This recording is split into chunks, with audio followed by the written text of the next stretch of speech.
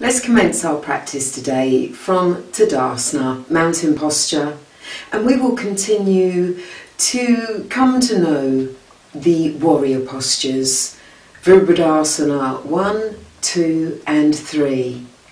So let's get ourselves grounded and centred first and foremost in preparation for these strong and purposeful characters that we are going to portray. However, beginning in Tadasana, we want to create that space and that lift and that almost perfect alignment of our skeletal frame. Let's bring our feet together. We might like to pick the toes up and stretch into the toes and then place them back softly, gently on the mat. At no time do the toes need to tense or grip into the mat or ground. Your body weight will balance itself and distribute equally and evenly into the four corners of the feet. You'll rise up through the legs, lifting the flesh, raising the knees, elevating through the thighs, and at the backs of the legs too. Remember the flesh there and lift it upward. Think about the buttocks and lift the buttock cheeks and draw them together. And as you do that, you'll feel this natural tilt of the pelvic region. And as the pelvis tilts, placing itself into a correct alignment, you'll feel the stomach naturally pull in, back and down towards the base of the spine, strengthening, growing strong in the core. Please excuse the scratching in the background. That's my little dog, Digger. Let's carry on and lift up through the trunk of the body. Let's take the shoulders back, draw the shoulder blades towards each other and allow the arms to hang naturally by the sides of the body and the fingers loose and limp down towards the floor. And your chin is parallel with the mat, the ground, the earth. Close the eyes here and take a couple of rounds of deep breaths so that you may come to a place of stillness and of calm composure. You've left your troubles and your cares outside of the room and are drawing in now to focus on the self, to continue with your journey of discovery, aiming to reach your full potential as a human being. Release any tension away from the face, the neck, the throat, the shoulders. Have a nice soft jawline and peel the tongue away from the roof of the mouth. Just allow it to settle and float in the centre of the mouth. And open the eyes. So let's step the feet about 3.5 to 4 feet apart. You might need them wider if you have longer legs. You might need them a little bit closer together if that feels more comfortable. Remember, you can tailor-make your yoga practice to fit you. Breathe in and allow that flow of energy to rise up and then organically stretch from the shoulders through to the fingertips. Let's lift the toes and turn them to the left. Virabhadasana 2. A nice deep inhalation, and as you exhale, bend the leading leg, in this case the left one. So we're going to bend the left knee. Now we can sink our pubis as low down to the mat as we feel comfortable to do so, but the whole time ensuring the left knee is positioned over the heel of the left foot, so that way the knee is protected. If you find that your left knee is going over your toes and you're possibly leaning to the left, then bring the column of the body straight and align your knee so that it rests above the heel of your foot. and then extend out through the arms to the fingertips, and then turn and look out past the leading hand, the left hand. Take a couple of rounds of breath as you position yourself deeper into the pose, as you experience how the skin is toning toward the muscle, and the skin and muscle are connecting to the bones of your skeletal frame. And the breath flows as you replenish your supply of oxygen.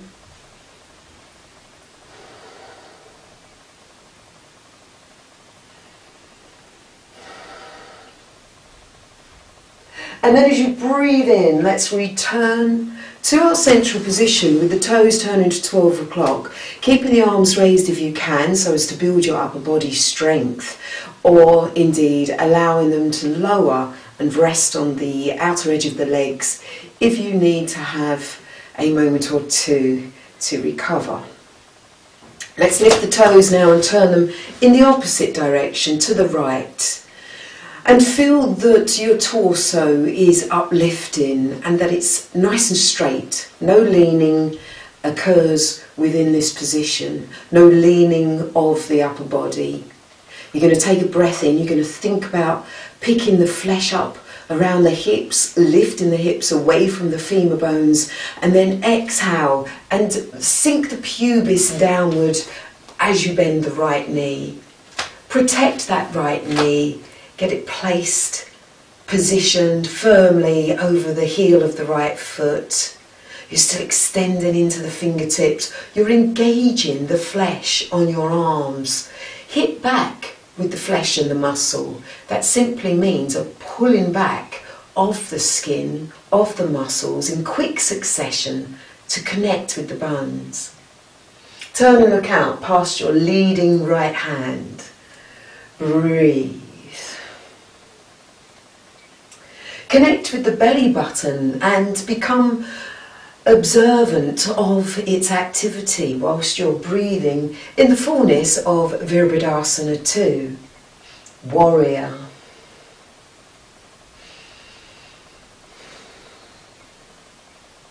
Check that the teeth are unclenched and peel the tongue away from the roof of the mouth. And then straightening that right leg, rising up through the torso, making yourself as tall as you can as you return to your central position. And now lower the arms, rest the hands, and you might like to just rest the chin down towards the chest to take a breath in and out. And just observe the rise and fall of your chest. And then raise the chin.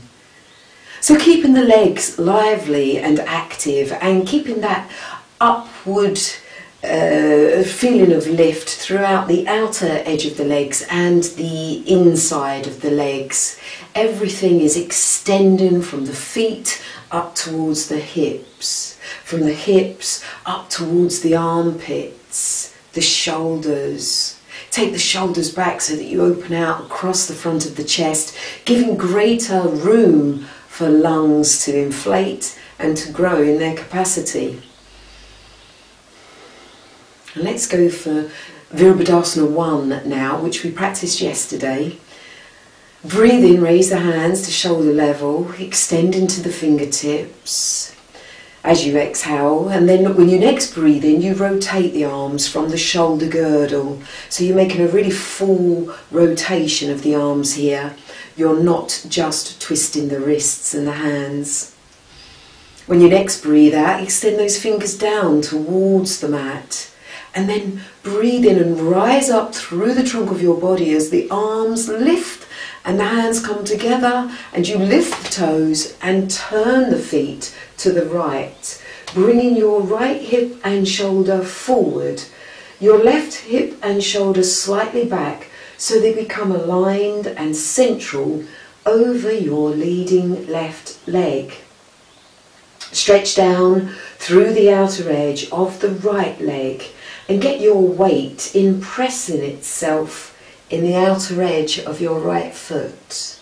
Breathe in, pull up internally, think of scooping up from pubis to navel and then lifting up through front of body, sides of body. And then as you exhale, you're going to bend that leading leg, the left knee, protecting that left knee so that it is positioned above the heel of the left foot.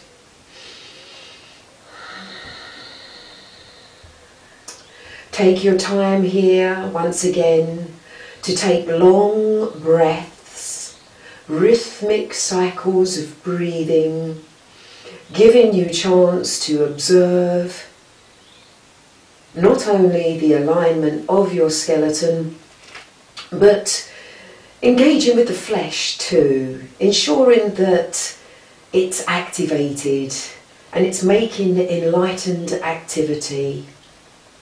You might like to raise the chin and the eyes upwards, whilst unfurrowing the brow, so allow the skin on your forehead to be smooth. And then as you breathe in, you straighten your leading leg and you lower the arms to shoulder level as you return to a central position. So you find yourself in a star posture. And you have the 5 points of the body, the toes, the fingertips and the crown of the head. And you can feel the energy moving freely around your body. And then we prepare to go to the other side. So to a breath in, we rotate the shoulders. To a breath out, we extend the fingertips down towards the mat.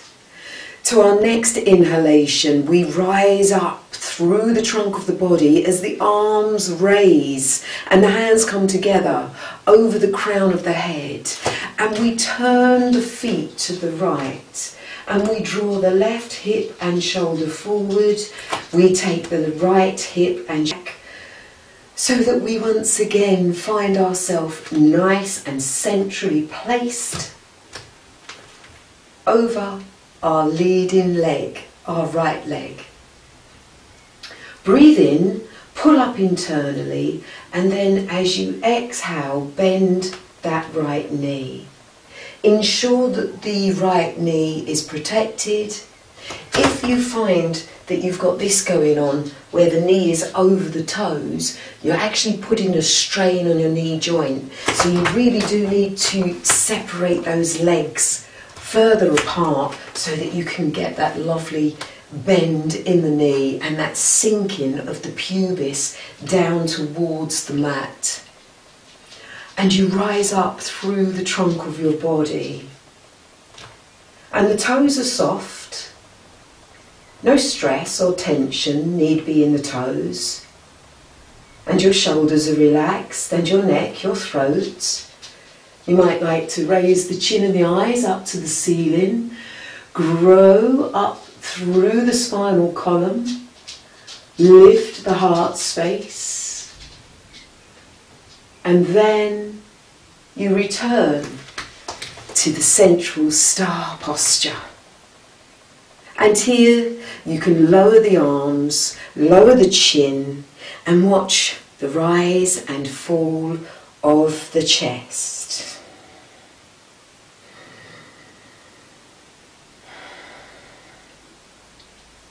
So remembering that warriors are strong, purposeful, they have great determination, they have aims and goals which they achieve.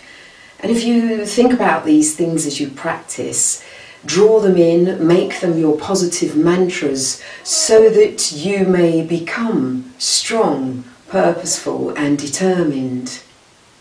Let's bring ourselves into Tadasana to prepare for Virabhadasana 3. So we're going to go into Virabhadasana 3 through Virabhadasana 1. So let's now step our feet once again about 4 feet apart, maybe wider if you've got longer legs. We're going to take our hands to shoulder level and we're going to extend into the fingertips. As we breathe in, we make that full revolve of the arms from the shoulders, and as we breathe out, we extend the fingers down. When we next breathe in, with our shoulders staying relaxed and away from our ears, we raise the arms up so that the hands come together over our head.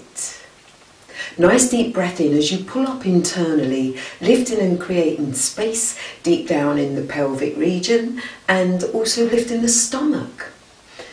We're going to raise the toes and turn them to the left, and we're going to bring our right hip and shoulder forward and take our left hip and shoulder back so that we can get that nice centered, balanced position over our leading leg. Take a breath in, rise up in stature through the trunk of your body, and then as you exhale, bend the left knee. Protect the knee by having it positioned over the heel of the left foot. Focus. Concentrate, observe the breath, allow it to lengthen and deepen.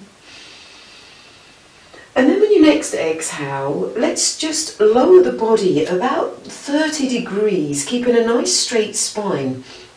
We'll come up onto the toes of our right foot, and then we'll take the weight of our body forward onto our left leg, and we'll begin to straighten that left leg as we raise the right toes to hip level, as we stretch and extend into our hands and our fingertips. Now keep our right hip level with our left, and to do this it might work to turn your left inner thigh muscle outward, and that will help the right hip to drop down. Reach into those right toes, stretch and extend into your fingertips. Pull the tummy in to support the spine, and then with the grace and strength that you went into the posture, come out, bending the left knee, placing the right foot onto the ground, back through Virabhadasana 1, and then returning to that central star position. Lower the hands, lower the chin, and watch the rise and fall of the chest. Now you may feel that the heart rate has increased slightly, so take a couple of rounds of long breathing to help that calm and composure return. And then we'll go to the other side. So let's take a breath in, raise the hands, extend into the fingertips, revolve the arms, and then stretch the fingers down toward the floor. We'll rise up with the arms as the shoulders remain relaxed. We'll pick the toes up and we'll turn them to the right. And we'll bring our left hip and shoulder forward and take our right hip and shoulder back so we are centered over our leading right leg. A nice deep inhalation and rise up through your center, and then exhale and bend the right knee and have that right knee protected so it's positioned over the heel of the right foot. Lift the skin on the sides of your body. Really lift internally. Engage with your stomach. And to your next exhalation, just lower the body about 30 degrees and then come up onto the tip of the left toes as the weight of your body moves forward, and you begin to straighten that right leg whilst lifting the left toes to become aligned with the buttocks, with the hips. Drop your left hip so that it aligns with your right. And it may help you here to turn the inner right thigh outwards. As you rotate the thigh outwards, that will help that left hip to lower and become aligned. Keep the breath flowing and ensure that the teeth are unclenched. Reach into your hands, extend back down through the leg into your left toes, and then with the grace and strength that you went into that position, come back to Virabhadasana 1, rising up through the trunk of your body, and then returning to your central star position. Extend into the fingertips. Feel the energy flowing around your body quite freely. And then lower in the hands, lower the chin. Watch the chest rise and fall for a breath. And then jump, step or walk the feet together. Back to Tadasana, mountain posture. Making yourself as tall as you can be. Feeling the new flow of energy, the new brightness of self, the space that you have made. Bring the hands to the heart and give yourself thanks for your practice. Remember to be grateful, to have gratitude for all that you have, and have that positive affirmation to yourself of being a warrior. I am strong, I am determined, and I have purpose. Positive affirmations are words, sentences or phrases that when you repeat them to yourself, they manifest and become your reality. And stay safe in the knowledge that yoga is good for you.